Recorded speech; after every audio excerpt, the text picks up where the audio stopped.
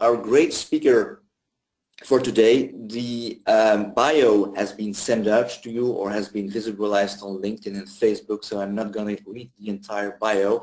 But what touched me in these conversations with Scott, first of all, is huge professionalism in collaboration and preparing this webinar. Thank you for that. Secondly, simultaneously with being so professional, Scott is a very human being. He's a very open and directly approachable guy who really is easy to connect with and to click with. Thank you for that. Last but not least, I was really touched by the way he links mindfulness to concrete action planning. Mindfulness for some leaders may still be seen as a notion that is quite soft or that is quite standing far out of the comfort zone. Well, I believe that the message that Scott can give us is how to make mindfulness concrete by making and turning it to concrete tools. He's also written a great book, well, he's written two great books, but the last one, Overwhelmed and Overworked, typically a topic that is being very close to today's working reality. So, Scott, I give you the floor. All my best. Good luck. Thank you. Thanks so much, Carl. Good day, everyone. I know we have people from around the world, and I've just turned my webcam on. I'll leave it on briefly and say hello to you live. Really excited to be having this conversation with you today on coaching leadership teams to mindfulness. And so when I talk about leadership teams, I'm thinking really about the full breadth of this community of practice, both group coaching as well as team coaching. And we've done work in the mindfulness space in both domains, group and team coaching, over the last number of years.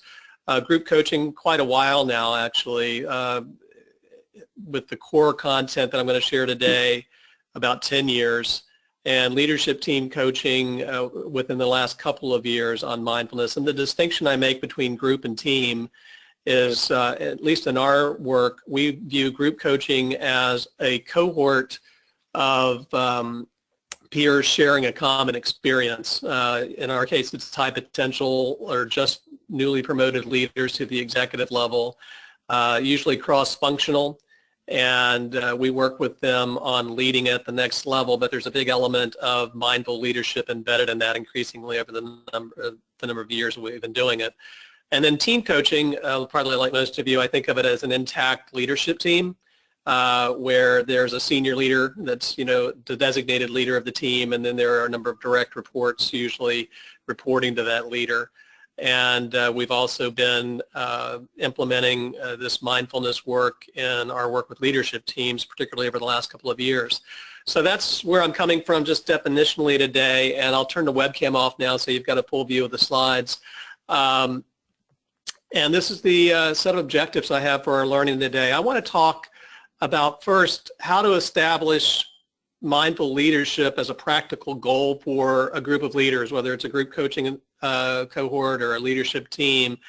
How do you connect with them around this idea of mindful leadership when people are just like super busy and quite often really stressed out and can't really pull the lens back far enough to imagine what mindful leadership might look like?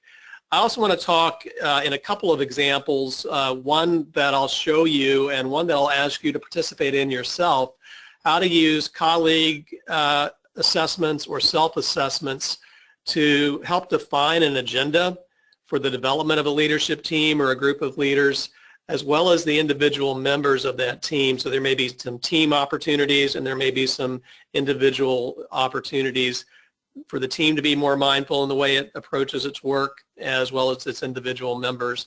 I think self-assessments or colleague assessments can do a great job of defining the agenda on that, and I'll share some examples of that as well. And then finally, I want to share with you some of the work that we've been doing about how to help leaders and leadership teams grasp and then follow through on this idea that leadership presence requires being present. And I'll talk about that more in a moment, but what we're trying to do is give them simple, practical, actionable ways to be more present so that their leadership presence actually has a bigger impact. And so those are my broad goals. I'm very happy throughout the conversation, and I think we have a hand-raising function. Is that correct, Carl? Or that people can use the chat function at the questions? Is that right? Yes, that's correct. Okay, great.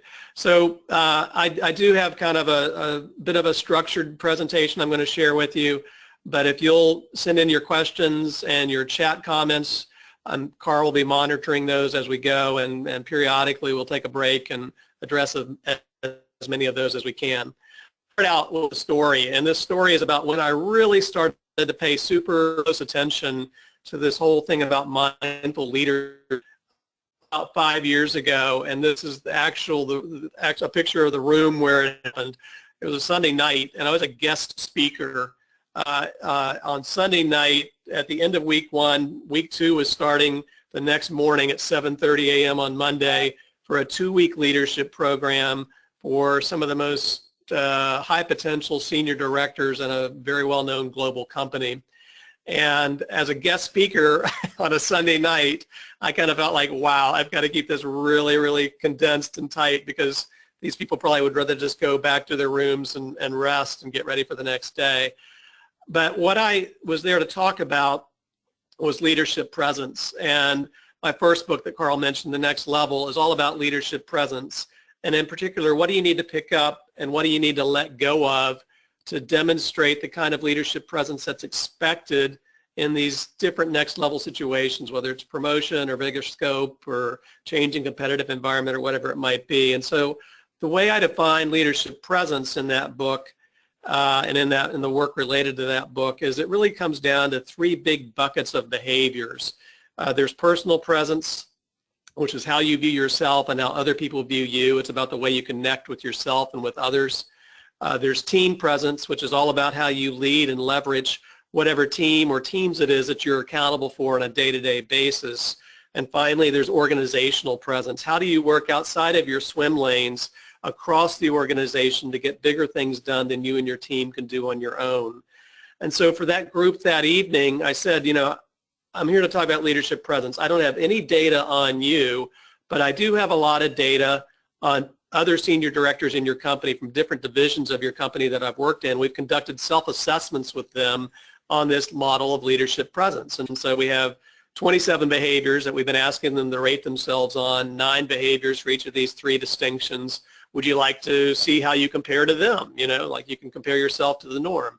Well, of course, they're type A, you know, super competitive people. Of course, they wanted to see the data. And this is data that's very similar to the data that I showed that evening. When you get a group of high potential leaders together and we ask them to rate themselves on behaviors related to personal, team, and organizational presence, the things that show up high on a 5-point scale, where 5 is a role model, 1 is I could use a lot of help, and 3 is pretty good. Accountability almost always leads the list. They accept accountability for making mistakes. They move quickly to correct them. They make timely decisions. They seek out the input of others.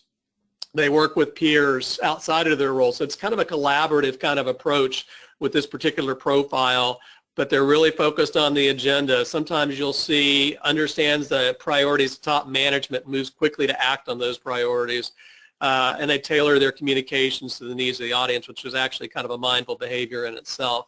But generally what you see on the high end of these self-assessments that we do is a profile of people who get stuff done. They're the go-to people. And the group in the room that night, their colleagues from throughout the company definitely have that profile of accountability, priorities, timely decisions, getting stuff done. So, you know, I asked the group, does that sound like you? Yeah, well, that sounds like us. Well, let me show you what the low end of the range looks like for your colleagues and see if that looks familiar. And so on the low end, same 5-point scale, we see things like pacing myself by building in regular breaks from work, managing my workload so I have time and space for unexpected problems or issues, giving others my full presence and attention during meetings, giving my team the space they need to do their own work, as you know, in their own way, understanding the impact of my comments on them and actions on the morale of the group and making appropriate choices, regularly taking time to step back to define or redefine what needs to be done, and acting more as a coach and less of a micromanager. And you know what I said to the group that night, based on the profile, the kinds of profiles that you see here, is maybe you're so busy doing stuff, you know, all this high-end rated behavior, that you don't actually see what needs to be done.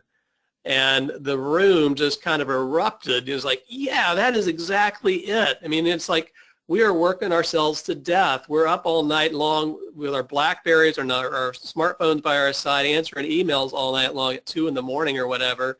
We get 4 or 5 hours of sleep a night. We're going to be back here tomorrow morning at 7:30 for week 2 of this thing, and it's Sunday night, and it's like, we can't keep doing this. And we ended up going 45 minutes long that night for them to just get it off their chest. And that was like my big wake-up call, which is, man, you know, like, I need to start paying more attention to this as a coach, because this is the pain point that people are dealing with. These were the top 2% of performers at their level in that company, a global, you know, a global 100 kind of company. And they just were at their wits' end. They were overworked and overwhelmed. And what I've learned since then is that kind of self-assessment is a real level setter. When you share the results with people, or if you have the opportunity to do a 360 on leadership behaviors in a group program, and you can share those results with the group and say, okay, what are the trends? What are the patterns?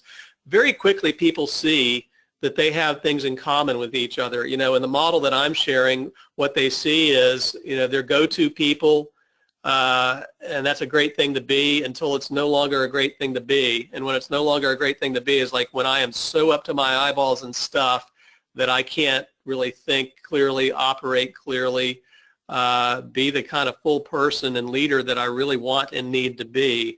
So, you know, using the self-assessments in that way, or the 360s, if you have that opportunity, I think is a great way to get everybody on the same page, because for people like this in the room, they're very high-profile people, the people in your team programs or your group programs or whatever it may be.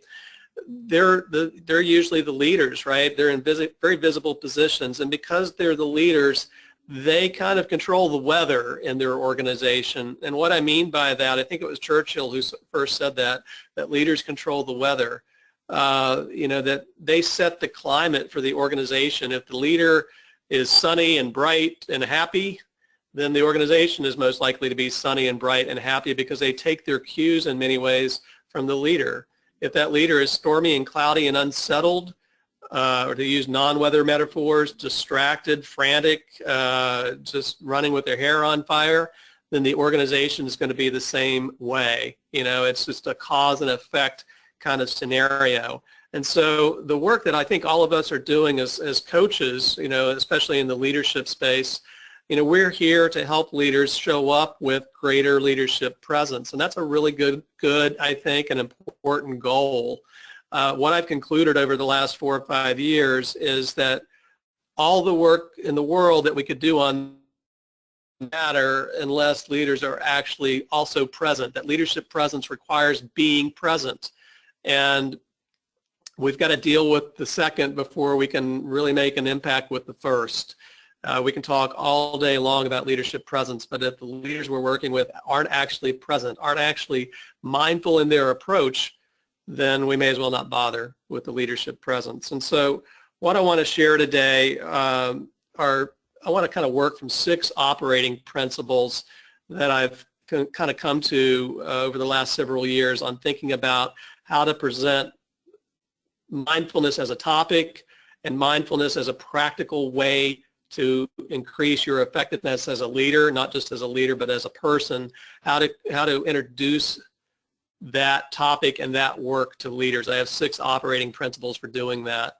The first is to establish common ground, and that's what I was talking about a minute ago when I said, you know, like a survey where we can see in the aggregate results, wow, yeah, we all kind of do show up the same way on the high end of the spectrum in terms of the positive behaviors, but we also really share some common opportunities. And the biggest thing I hear is, man, I'm so glad to know it wasn't just me who was feeling crazy, you know, who was feeling like my hair was on fire. It's like, wow, you do too?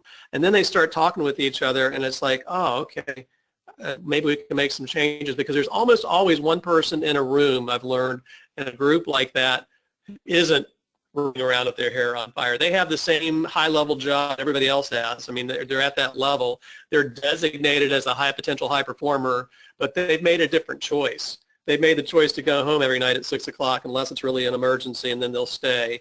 They've made a choice to put their phone or their BlackBerry away when they get home so they can focus on their family. They've made a choice to not answer emails at 11 o'clock at night. They give their number out. People can call them if they really need them, but the emails get answered the next morning, sometimes on the train on the way into work or whatever it might be. And so when you can have that common ground conversation, two things happen. One is most people are going to say, wow, I'm so glad it wasn't just me. And then there's usually going to be one or two people who are early adopter kind of role models for the rest of the group. So, wow, you're doing that, and you're also in this high potential group, or you're also on this leadership team. You're perceived as really getting stuff done, but you've made a different choice. And so that's one of the things that we can really kind of look for that opportunity when we're doing this group work on mindfulness. Second big operating principle is to meet them where they are. And I'll say more about that in a little bit, but frankly, one of my, there's so much great work out there on mindfulness, and there's so many great books out there, and thinkers and everything on mindfulness, and practitioners, and I've read a lot of them, I've heard a lot of them. I think they're all fabulous. One observation I have about a lot of the work on mindfulness is it is kind of preaching to the choir. It's what we say in the United States. You know, it's like the preacher doesn't need to preach to the choir. They've already accepted the message. And I think that's where a lot of mindfulness work is coming from. It's being written and presented for people who have already accepted the premise, you know, that it's important to act in a mindful way.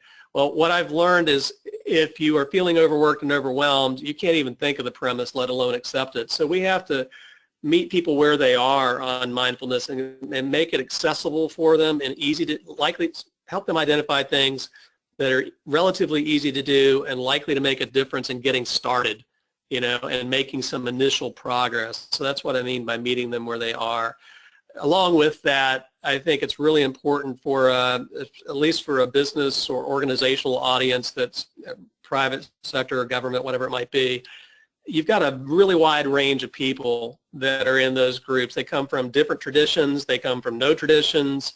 They have greater level of affinity for mindfulness, less level of affinity. I think it's really important to stay away from dogma and jargon and just talk in real everyday language that most people use, and stay away from the buzzword related to this, because for most of the people that you're trying to reach that need this so badly, they're going to shut you down as soon as they start hearing a lot of words that they associate with, you know, some other people that have time in their life to do that stuff. Less is more is another big operating principle for me. I'd rather much rather introduce 2 or 3 things that are going to potentially make a really big difference than introduce 20 things that could make a difference. I guess another way to say that is go deep rather than go broad, and really kind of focus it in.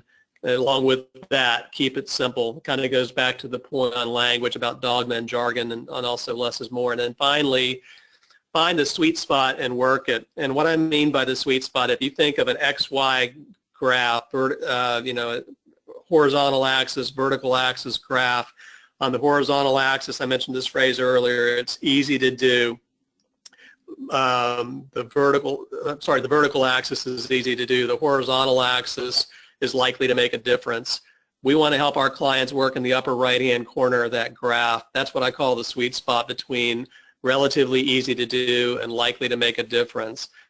Yeah, you're not going to start out meditating for 20 minutes a day, most likely, you know, if you've never meditated before in your life. But you could start out by learning how to breathe from your belly for 3 deep breaths. That's relatively easy to do, and it's proven to make a difference. And I'll talk more about that in a little bit, but that's what I'm talking about on the sweet spot. So where I'm coming from, you know, leadership presence is the work that I was doing and have still do with the Next Level book. And the work on being present is the new book that Carl referenced, Overworked and Overwhelmed, which came out at the end of 2014.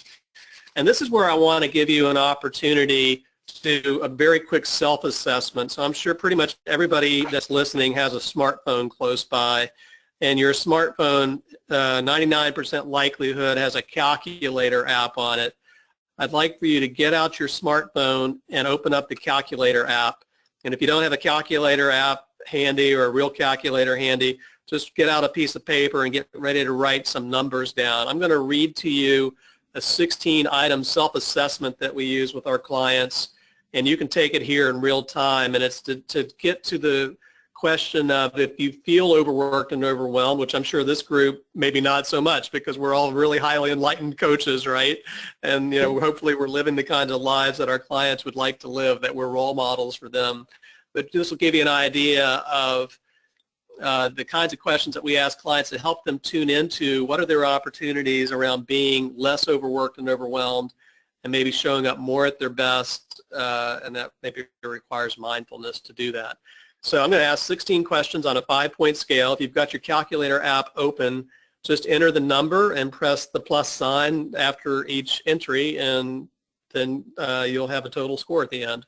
So the very first question is, how often do you feel like you're showing up at your best? It's a 5-point scale. 1 is never, 3 is sometimes, and 5 is always. So how often do you feel like you're showing up at your best? 1, 2, 3, 4, or 5? Next question. How satisfied are you with your life at home? 1 is not at all. 3 is somewhat. 5 is very. Again, a 5-point scale. How satisfied are you with your life at home? Go ahead and enter that on a 5-point scale. Question number 3, how energized are you by your work? 1 is it totally drains me. 3, I'm somewhat energized by it. 5, I'm totally energized by it. How energized are you by your work? 5-point scale. Go ahead and enter. Question number 4, how connected to and engaged are you in your community? 1, not at all. 3, somewhat. 5, very engaged and connected. Again, the question, how connected to and engaged are you in community? 5-point scale on that. This next scale is a little bit different. I'm going to read 1 and 5 and then 3. How many hours of restful sleep, and actually I'll just do it in order. How many hours of restful sleep do you typically get each night? 1 is less than 7 hours most night. 3 is approximately 7 hours most night. 5 is over 7 hours most night.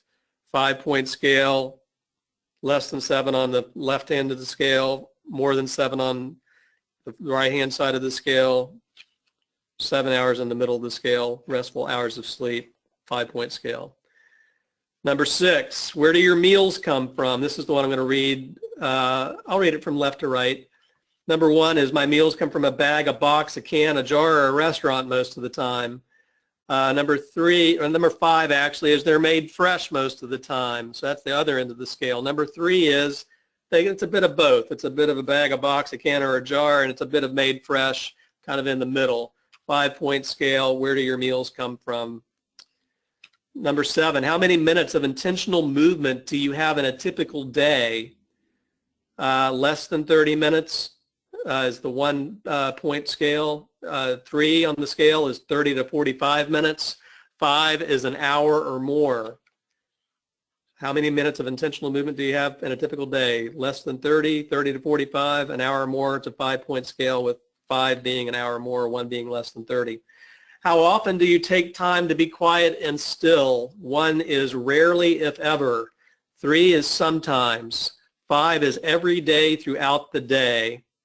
So 1 is rarely, if ever. 3 is sometimes. 5 is every day throughout the day. How often do you take time to be quiet and still? Number 9 is, how would you describe the level of mental chatter in your mind? 1 is very high, hard to turn it off. 3 is consistent but manageable. 5 is very low mental chatter, rarely occurs. Again, 5-point scale on how would you describe the level of mental chatter? How often do you feel regret about something in the past or anxiety about the future? 1 is always feeling regret or anxiety. 3 is sometimes feeling it. 5 is rarely feel it. How often do you feel regret about something in the past or anxiety about the future? Next one, how strong are your ties to the people in your life outside of work? 1 is weak. 3 is middle of the road. 5 is very strong. The question is, how strong are your ties to the people in your life outside of work? 12, how much time do you feel you devote to nurturing your most important relationships? 1 is a little time on relationships. 3 is some of my time. 5 is a lot of my time. How much time do you devote to nurturing your most important relationships? 4 more to go. Number 13, when you're in conversation with the people in your life, what percentage of your full presence and attention do you give them during any given moment? Number 1 is rarely, if ever, 100%. 5 is always 100%, and 3 is it depends, somewhere between 100 and not 100 and 100. So it's all about what percentage of your full presence and attention do you give other people during any given moment. 5-point scale on that. Number 14, how would you describe your sense of purpose about your life? 1 is unclear. 3 could be more clear. 5 is extremely clear. 15, how would you describe the routines that keep you connected to your purpose? 1 is I don't have any routines like that. 3 is sporadic. And 5 is consistent on the routines that keep me connected to my purpose. And the last question, and then we'll let you see what your total is and tell you what that means. How often do you feel or express gratitude for the good things in your life?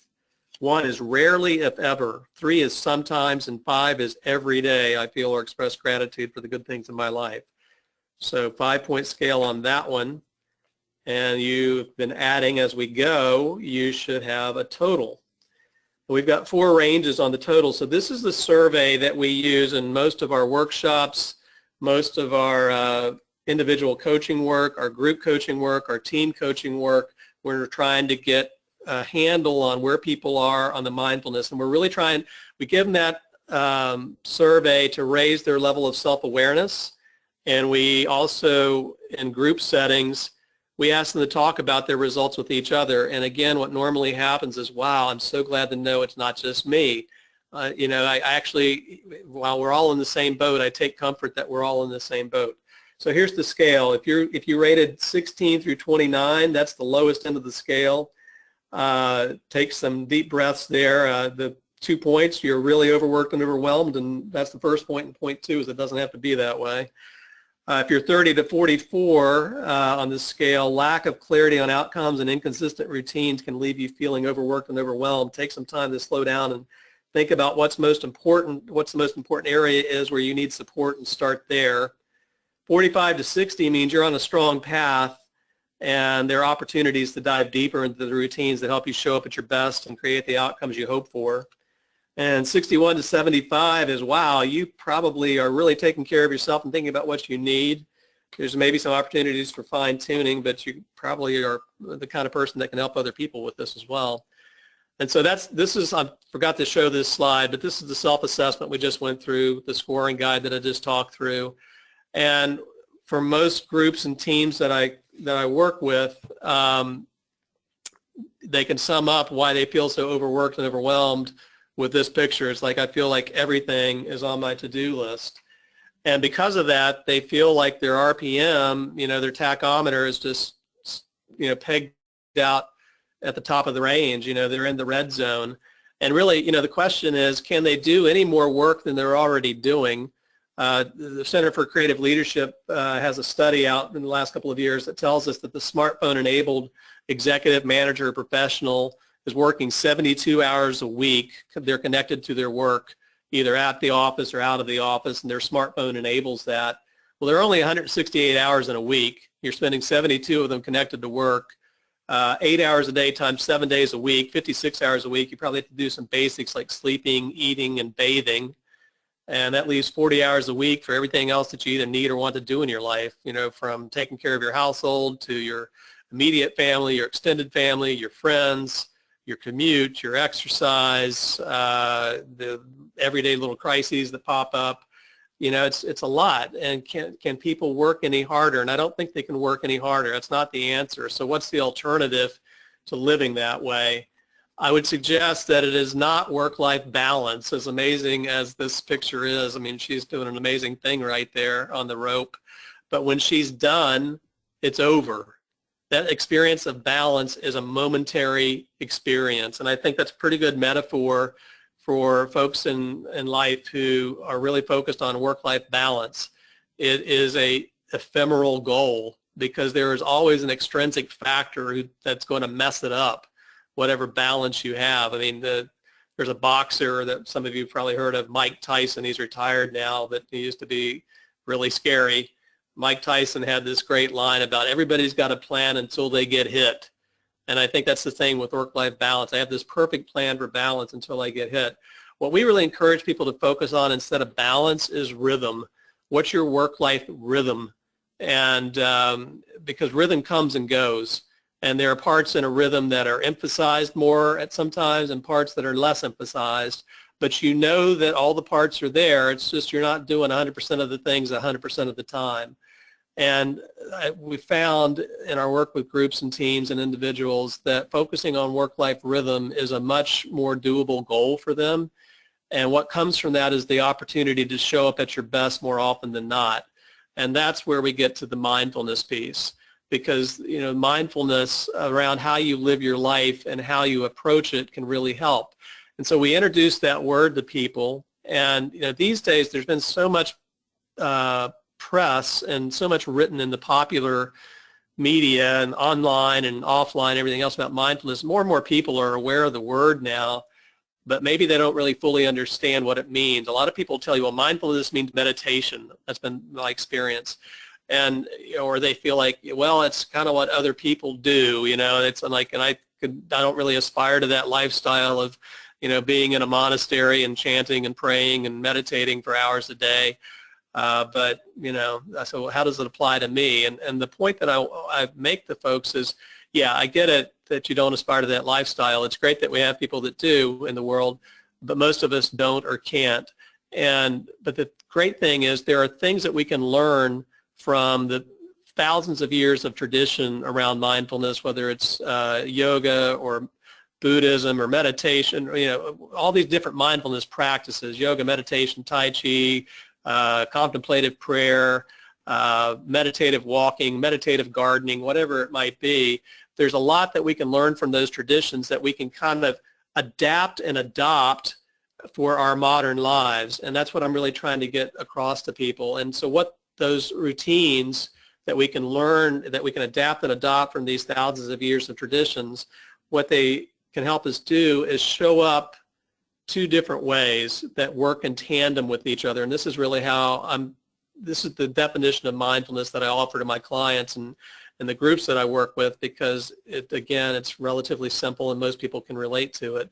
Mindfulness for me equals awareness, and it's awareness of what's going on around me externally, and then awareness of what's going on internally inside of me, physically, mentally, emotionally, usually in reaction or response to what's going on around me externally. So I've got this outside, inside kind of awareness. And then once I'm aware, I can then be more intentional about what to do, or maybe more importantly, what not to do next, which is a really important point for leaders who are feeling overworked and overwhelmed. Like, what are you not going to do? And are you intentional around that? So awareness plus intention, and we keep coming back to that phrase, awareness plus intention is really how it's our working definition of mindfulness. And we'll talk with folks about what gets in the way of that. What are the barriers to mindfulness? And there's a lot of things that people will come up with. My calendar, all the incoming email, all of the constant input that's around me in the world all the time with flat screen TVs and just all the screens in the world.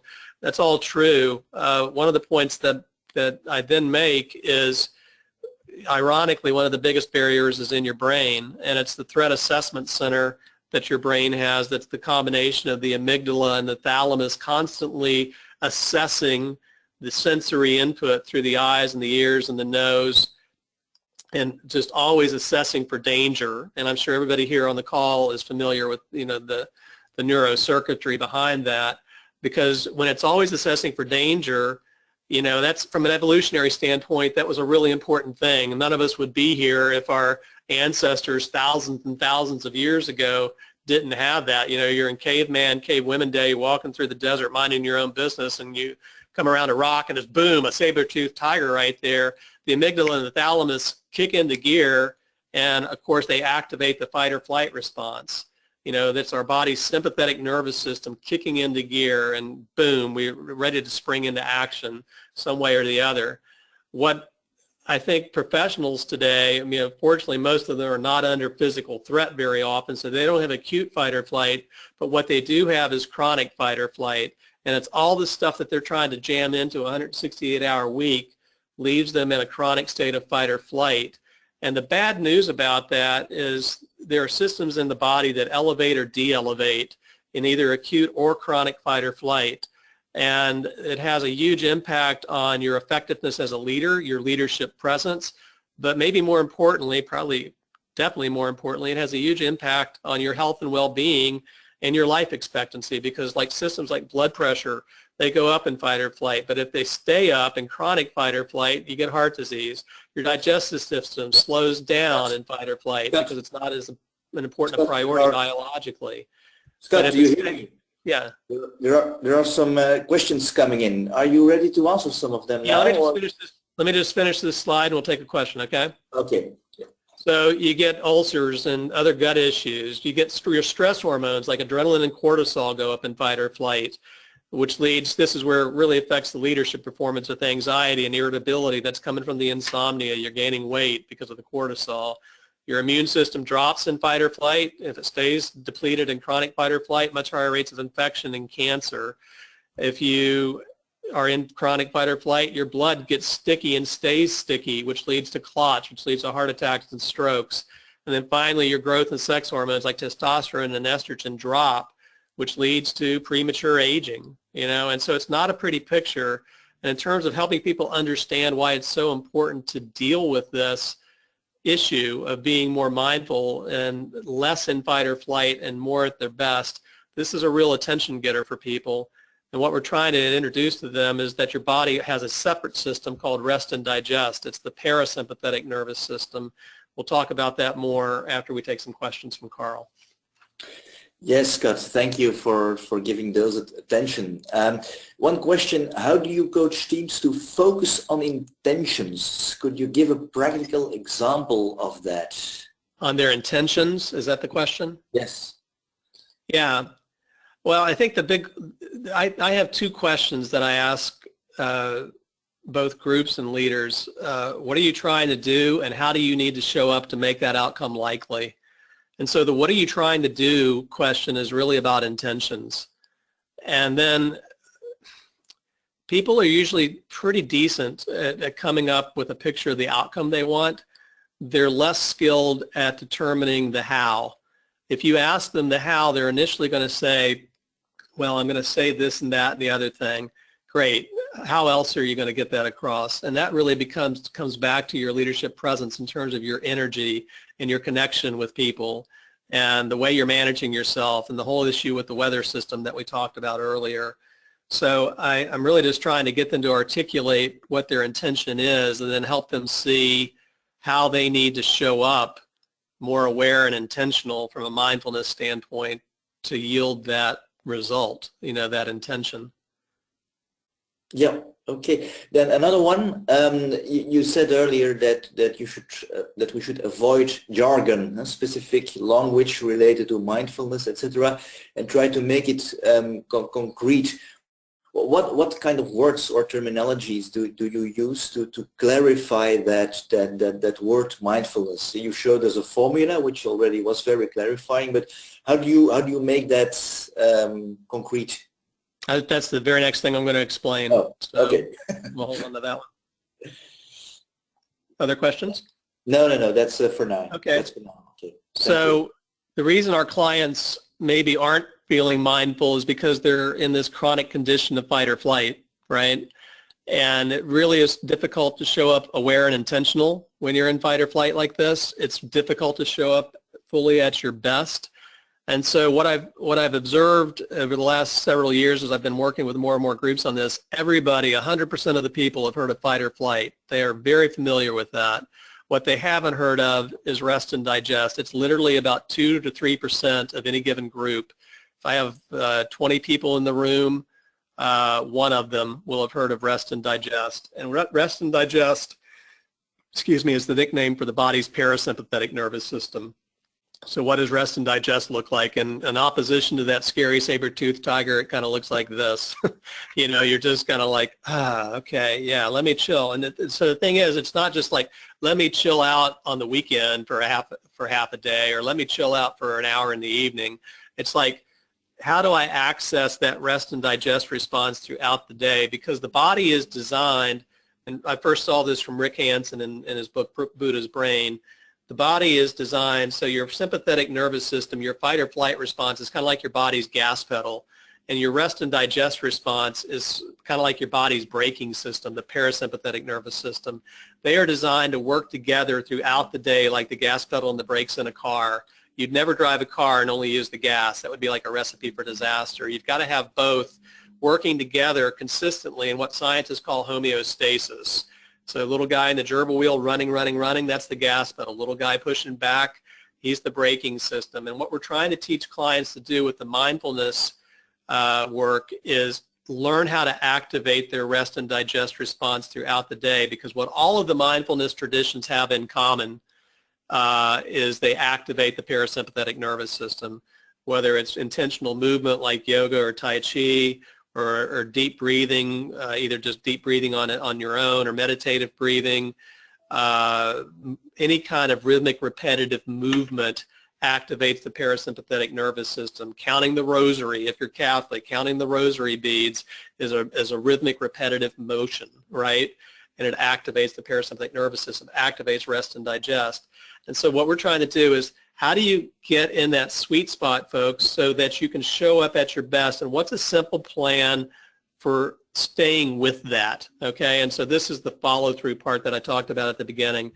The way we do it is to offer a one-pager called the Life GPS, and I believe this is in your handouts that we shared with you prior to the workshop today. You've got this worksheet, this Life GPS worksheet, and it asks and answers 3 questions on one page. How are you at your best? When you're really in the zone, in the sweet spot, in a state of flow, how do you know yourself to be? What are the 4 or 5 words or phrases that describe you in that space? And then second question, what are the routines in 4 big domains, physical, mental, relational, and spiritual, that would enable you to show up at your best more often than not? And a lot of those routines are going to draw on what we've learned from the gas pedal and brakes, and how the traditions of mindfulness, if we can adapt and adopt those, they're going to help us activate the rest and digest response throughout the day. It makes us more likely to show up at our best, more aware and intentional. And then finally, if you are showing up at your best more often than not, what outcomes would you hope or expect to see in 3 big arenas of life? Your life at home, your life at work, and your life in the community. I'm right in the middle of doing a program for a senior leadership team in a big financial services company on executive leadership and wellness is what we're calling that program, or it's what they asked us to call that program. And it was inspired by the executive vice president of the team that we're working with had a colleague collapse in his office late last year.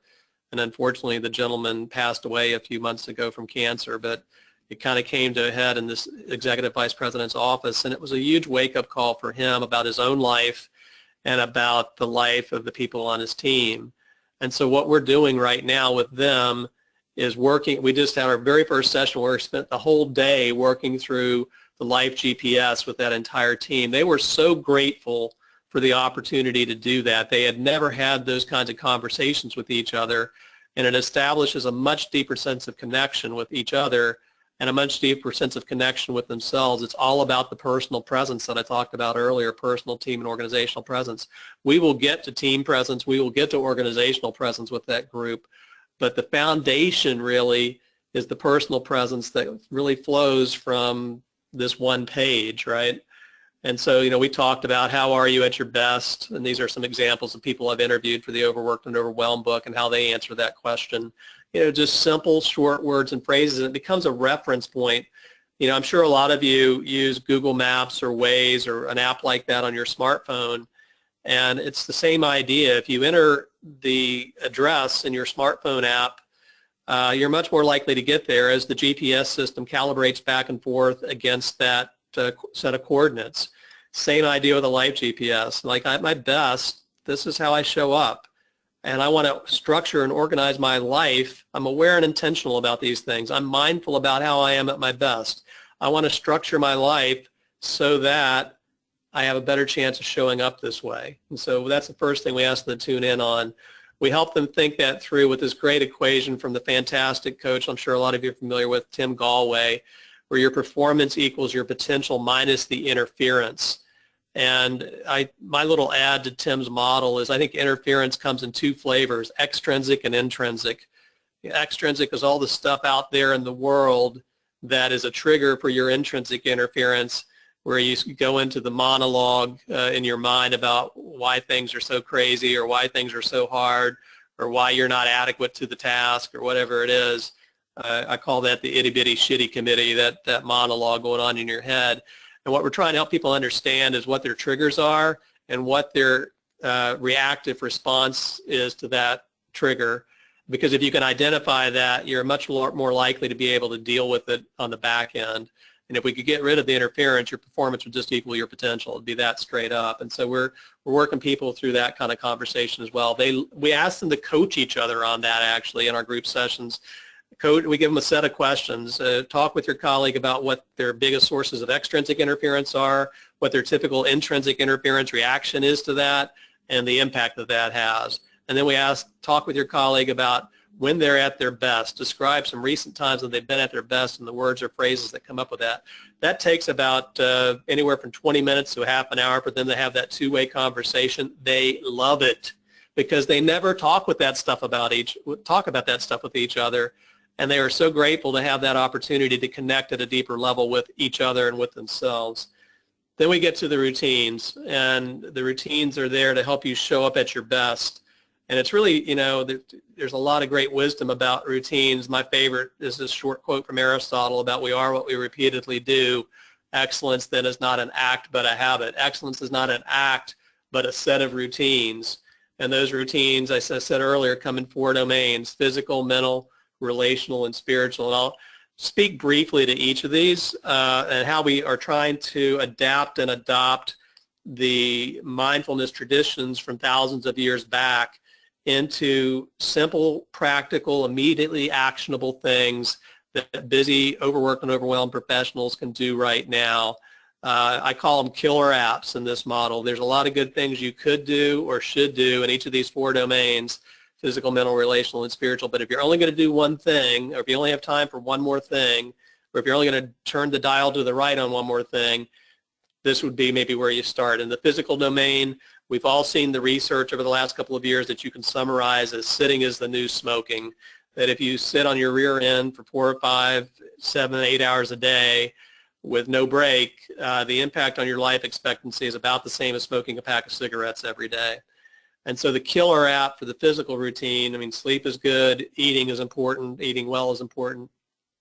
But if you're only going to do the one thing, I would say it's movement.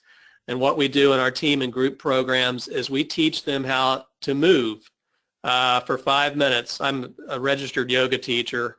That's a long story about how that happened, but I don't do like crazy, stand on your head yoga with my clients. I just get them up and I have them stretch, much like the people in this picture are, for 5 minutes, and teach them. And you can Google, yoga stretches for the office and pretty much find the same things that I'm teaching them in the class. But after 5 minutes of that, or they're teaching them in the group session, but after 5 minutes of that, they are amazed at how different they feel. And, if you do yoga, you would say, wow, I can't believe they're amazed by that. But they are, because they're just not used to doing it during the workday. And so the point is, just a little bit of movement every hour is going to, 1, make you healthier, and 2, it increases your mental acuity also. When you the research says when you come back to your desk after a 5 to 10 minute stretch break or walking around break or whatever it might be, you're 30% more focused on the task at hand.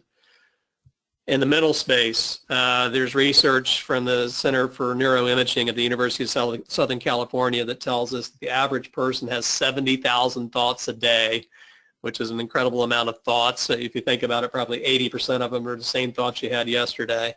There's a Sanskrit word called vritti, V-R-T-T-I.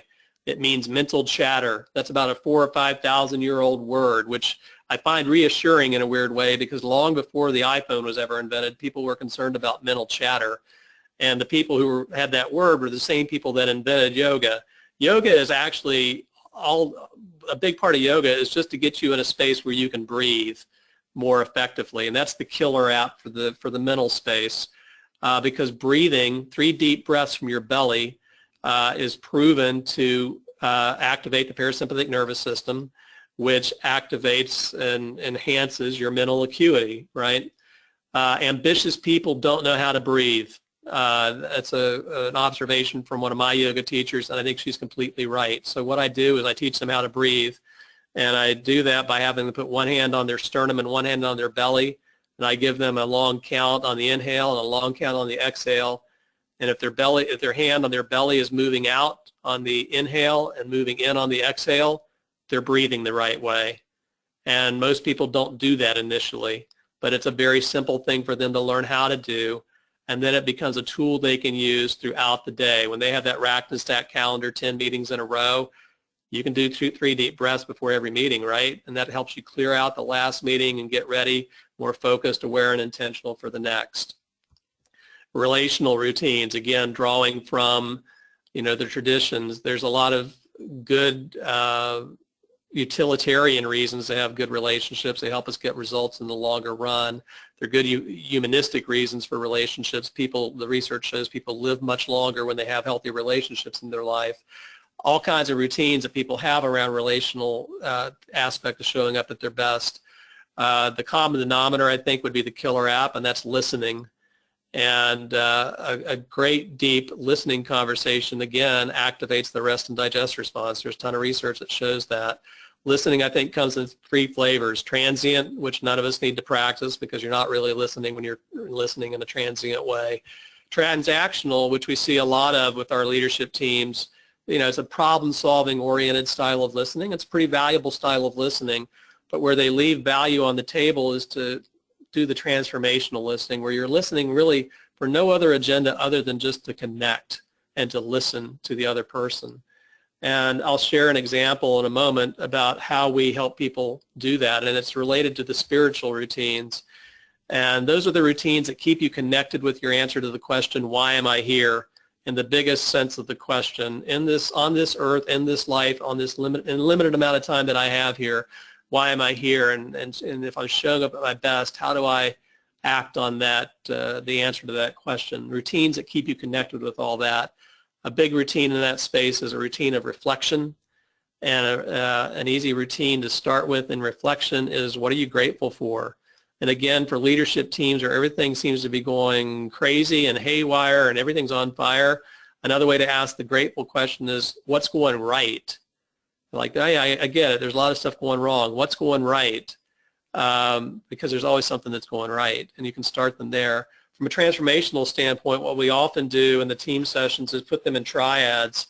We have a speaker, a listener, and an observer, and we ask them in a transformational listening kind of way to have 3 rounds of conversation about what are you grateful for, and have a really rich conversation with that for 5 minutes per round. It's not very long, but the level of connection that people establish and the mood shift that occurs, the parasympathetic nervous system goes through the roof. Rest and digest just totally spikes in a good way on that, because it is such an empowering, enabling kind of conversation about what are you grateful for. So that takes us to outcomes at home, at work, and in the community. We want people to, I don't have it in the slide deck today, but there's a quote from Gandhi that we share with people that really makes an impact. Paraphrasing it, we should never take any action without an expectation of the result that follows the action. It's a cause and effect kind of idea. And so if I am exhibiting the behaviors that represent me showing up at my best, if I'm aware and intentional, if I'm mindful about that, what would I hope or expect to see from a headline standpoint, not specific particular outcomes that I'm super attached to, but just notionally, what are the outcomes I'm hoping for at home, at work, and in the community? And so we are trying to get them to their first draft of this Life GPS. And we're working them in this sweet spot between easy to do and likely to make a difference. And then on following through, we try to give them the simple tools and simple techniques, killer apps, the different things related to this GPS framework. We do introduce self-coaching modules with breathing, followed by what am I trying to do and how do I need to show up to do it in this next thing. We do peer coaching with inside and outside the workplace around leadership plans based on 360 and self-assessment work, as well as personal plans, being more present based on Life GPS. We encourage them to engage their colleagues and their family because it's much easier to get results when other people know what you're working on and they're encouraging you and supporting you in that.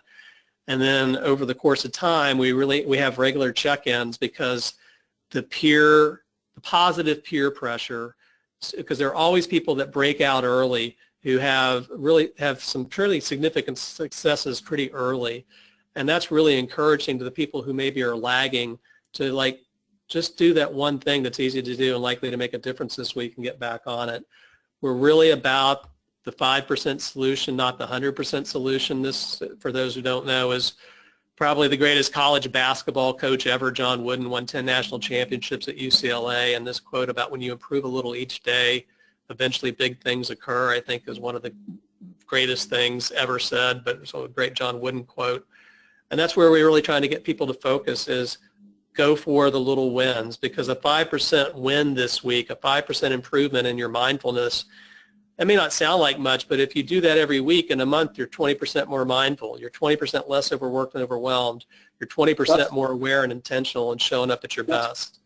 Good. So, Carl, that takes us right up to the end of the hour, and I can stay around for 5 more minutes or so if you have questions or comments from others. First of all, for the ones amongst the participants that have other obligations as it is time, for those needing to send a password